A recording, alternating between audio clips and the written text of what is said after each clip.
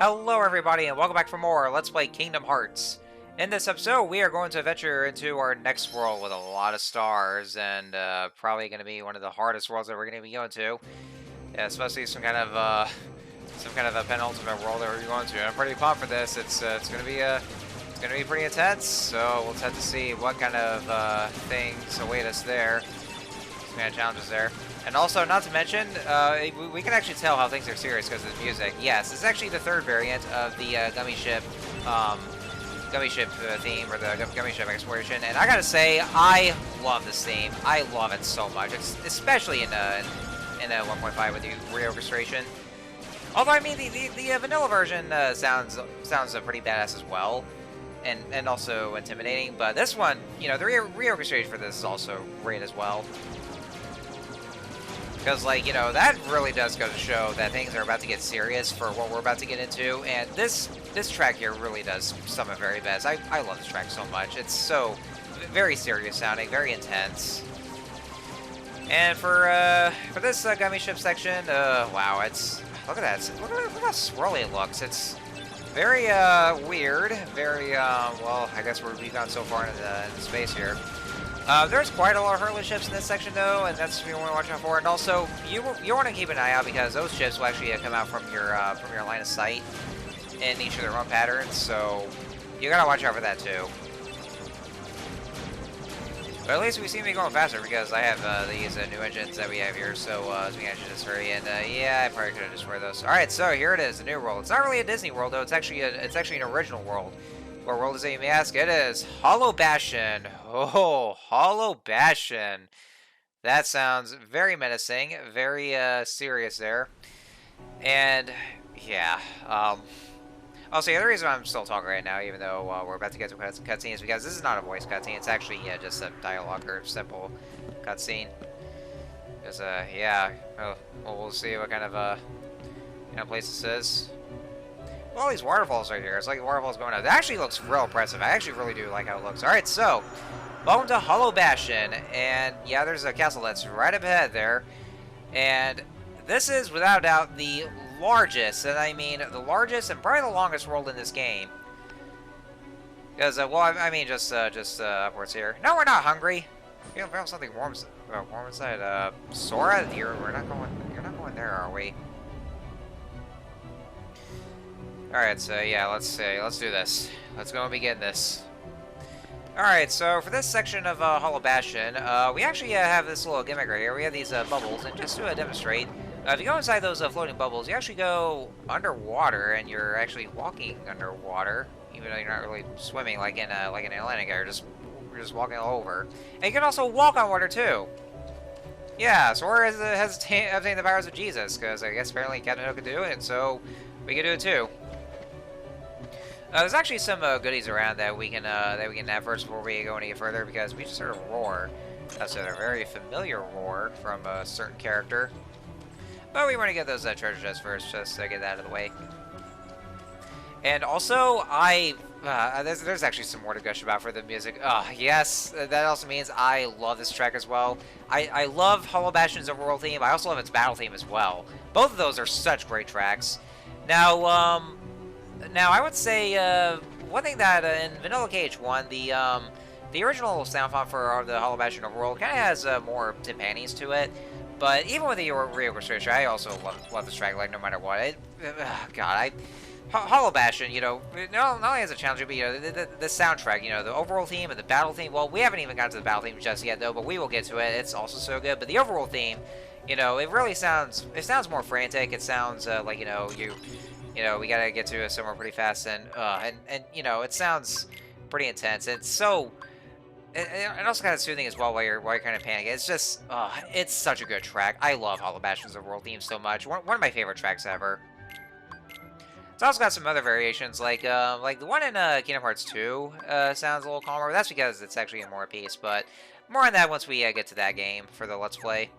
But you know, just going by this right here, this is such a good track. I love it so much. So we just go right under here, and there's this one more chest to grab that we're going to get.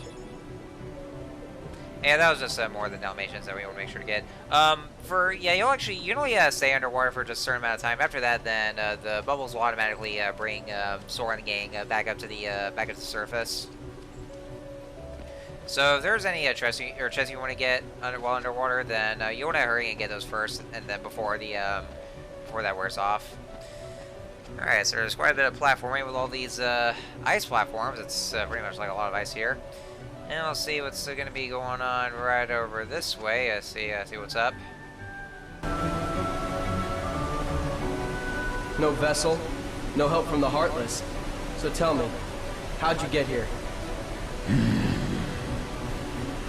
I simply believed. Nothing more to it. When our world fell into darkness, Belle was taken from me. I vowed I would find her again, no matter what the cost. I believed I would find her. So here I am. She must be here. I will have her back! Take her if you can.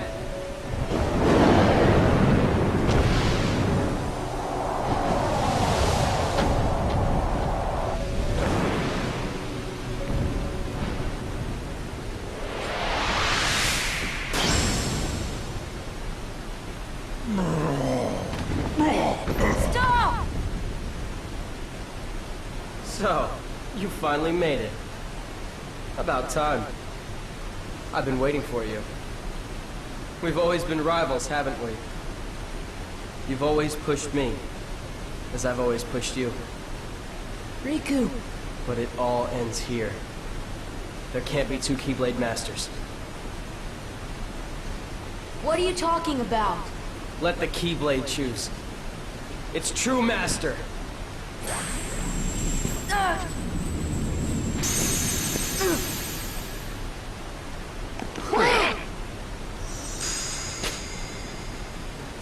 Maleficent was right. You don't have what it takes to save Kairi. It's up to me. Only the Keyblade Master can open the secret door and change the world. But that's impossible. How did this happen? I'm the one who fought my way here with the Keyblade. You were just the delivery boy. Sorry, your part's over now. Here, go play hero with this.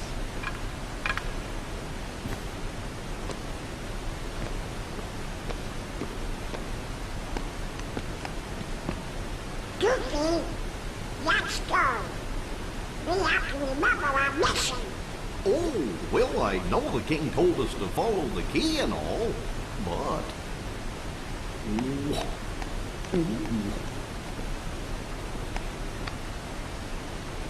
Sora, sorry. Oh, fuck you guys!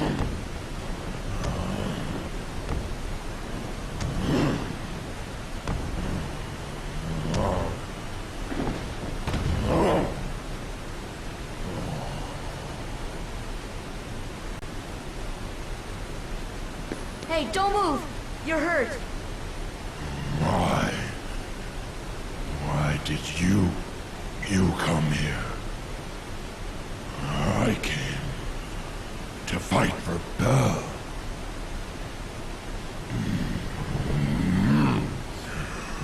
And though I am on my own, I will fight. I won't leave without her. That's why I'm here.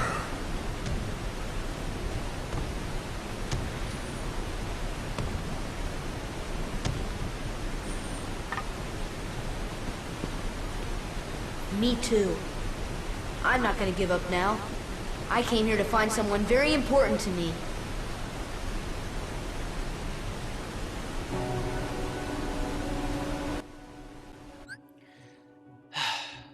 I can't believe this. I thought what we had together was real. But you fucking assholes, turn out to be, for all the childhood days I've had, knowing you guys. And then you just ditch me. Who would have thought you turned out to be fake friends? My childhood ruined. Thanks a lot, assholes.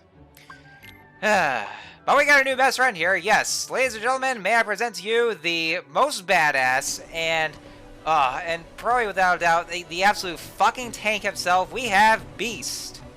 So, let me just go ahead and talk about Beast right here. Beast is, you know, he's basically a Berserker class is what he is.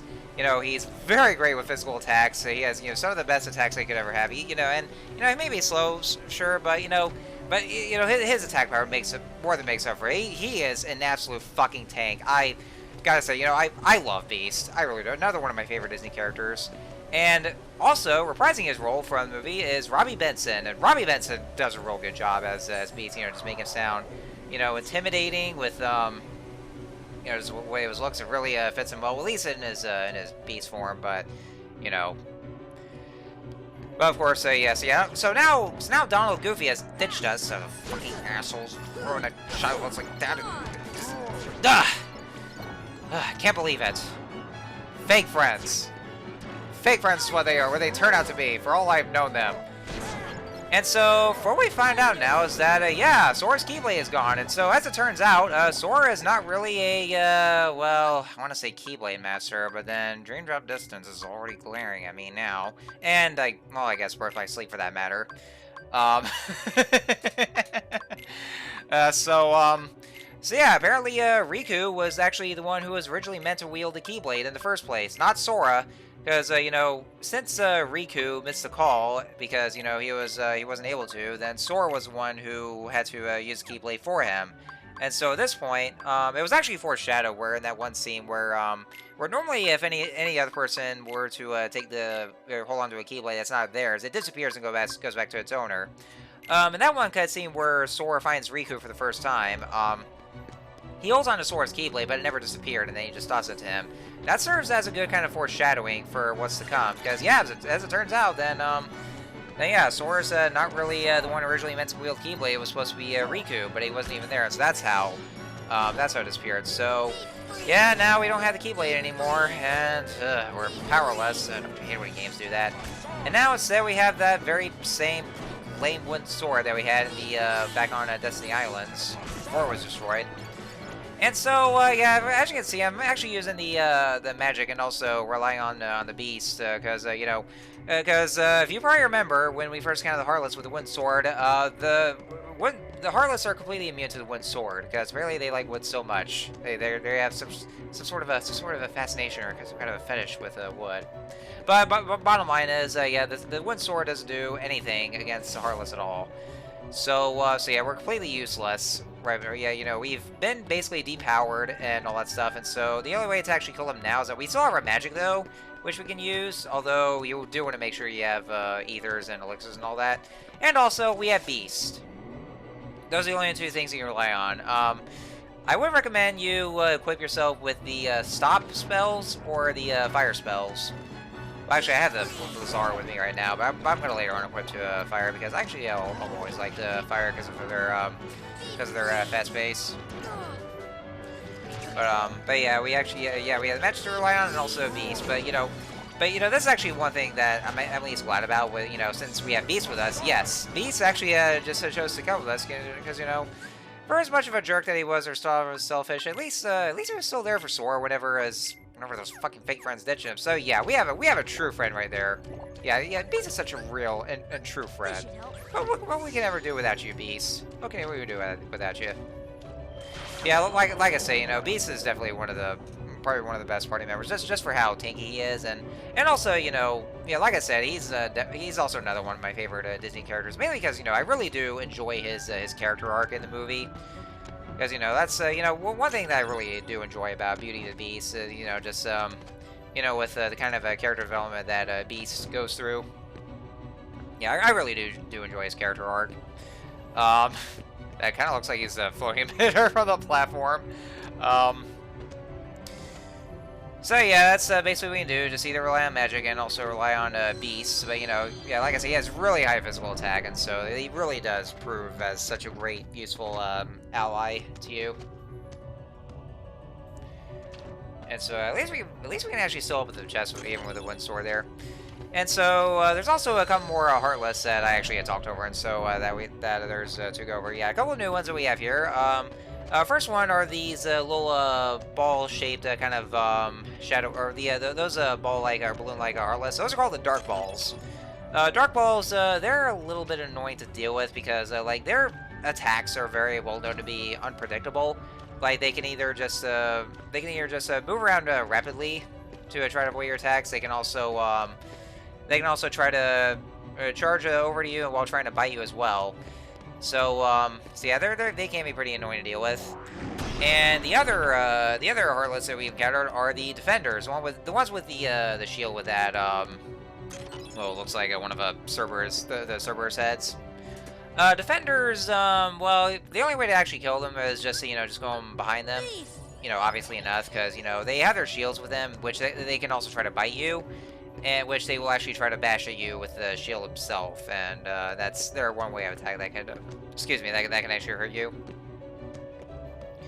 So yeah, we're here in Hollow Bastion. You're going to be encountering some more powerful Heartless, like those Dark Balls and the Defenders. So you do want to keep on your guard and just make sure you're very well prepared. But since we've basically been depowered, then we just have those two things at our disposal. All right, so here we are in the dungeon. We have the fire ring. I'm actually glad that I'm so glad at this point I already figured out how to that I can just switch my switch the presentation over to HD mode instead of the RCA, because otherwise it would have been so dark. Because I remember in Vanilla Cage 1 it would be way too dark because of the I don't know, probably because of the PS2's brightness, and so it would have been very hard to see. But since they kind of brightened up the game a bit in this version, then it'll be so much easier to navigate. So I'm actually really glad that they kept this in mind. All right, so there's actually some doors here. You can actually just use the context access to have Beast to break down those doors. So let's go inside here. There's also a blue Trinity that's right here, but how's there a blue Trinity where they've already fucking ditched us? Also, yes, that was the battle theme for Hollow Bastion. I love this theme so much. I think it's called Scherzo di Notte, however you pronounce it. Scherzo di Notte, however. Either way, I fucking love this track. I love it so much. I know I say this a lot with a lot of great tracks, but I can't help it because it's so good. It's another one of my favorite battle themes, and well, I would say the series as a whole actually, because the Hollow Bastion battle theme, it's very, it sounds so epic. Sounds like very well, just definitely very intense. All the pianos, the violins and all that, and it's such a good theme. Really such a good theme. Oh god, I love it so much.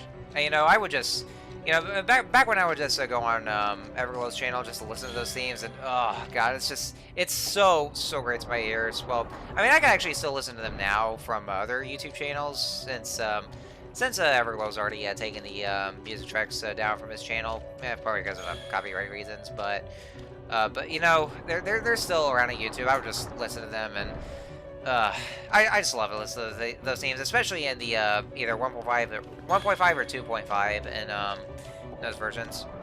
And Beast, for some reason, is pretending like there's some sort of invisible treadmill because he is still running a place there for no reason. Alright, so anyways, I actually didn't really talk about this song. I was still gushing over the music because I can't help it because it's such a great track. I love it so much.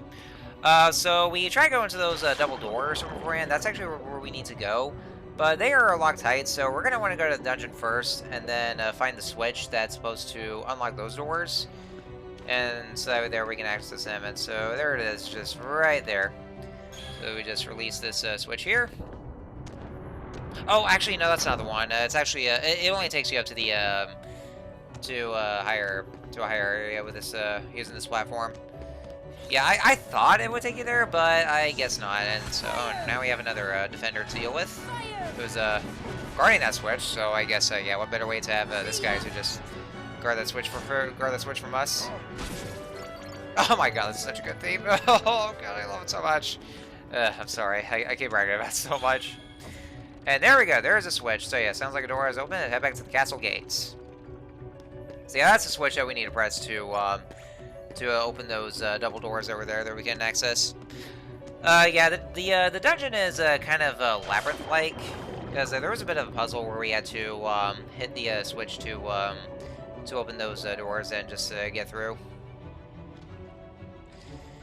So you want to make sure to hit the right switch, that way they can actually get through. It's actually not too hard of a puzzle though, unlike a lot of examples, because I still remember there's quite a bit of examples with the doors. And Beast is still running place for no reason.